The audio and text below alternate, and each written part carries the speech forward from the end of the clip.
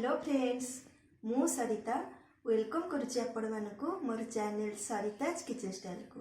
इडली तो समस्तकर फेवरेट होते से मु आज आपण मानक सहित शेयर करी गोटे डिफरेंट टेस्ट इडली जोटा कि नॉर्मल इडली ठारू टेस्ट तो डिफरेंट आसीबो आ खाइबा को भी स्वादिष्ट लागिबो जोटा कि मु पूरा टिप्स और ट्रिक्स रो सहित प्रिपेयर करिबी। ताहाले आसंतु स्टार्ट करबा आज रही रेसिपी।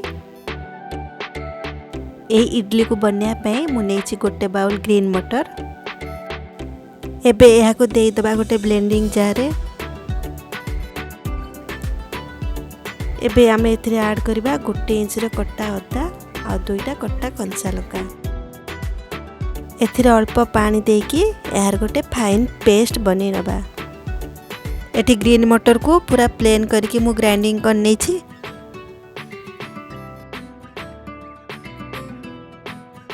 ए पेस्ट को आमे गोटे बड़ मिक्सिंग बाउल को ट्रांसफर कर नबा।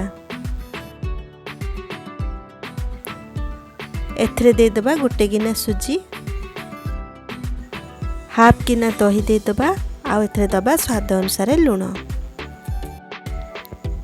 सबु को भल भाबरे मिक्स कर नबा।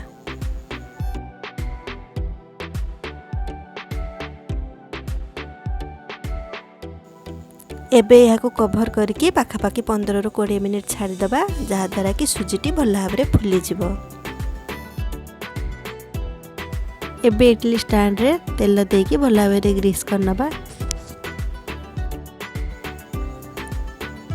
20 मिनिट परे आमे सुजी को आउथरे चेक कर नबा। एठी सुजी बढ़िया भाबरे फुली जाईछि। एही इडली को सॉफ्ट और स्पंजी बनया पई आमे एथरे दे दबा इनो। एथरे 2 ରୁ 3 चम्मच पानी देकी ए बैटर को भल भाबरे गोळै नबा।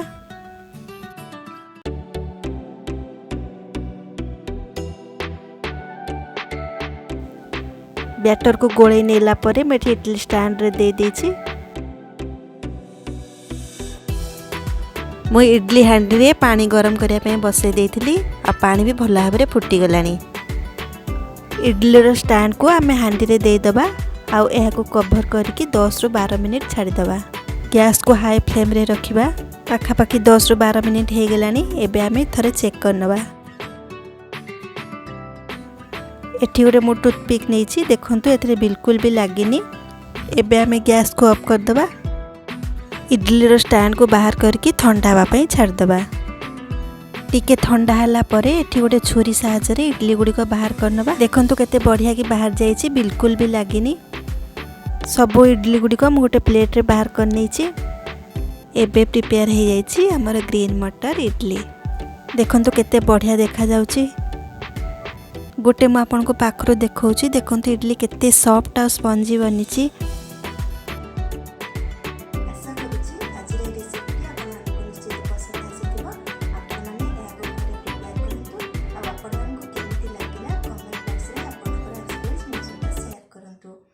जदि मोर वीडियो गुड़ी को आपको भल लगुच या लाइक और शेयर करंतु और एहीपरी नुआ नुआ वीडियो नोटिफिकेशन पाइबा मो चैनल को सब्सक्राइब करने सहित पाखरे थिबा बेल आइकन टी को प्रेस कर दियंतु।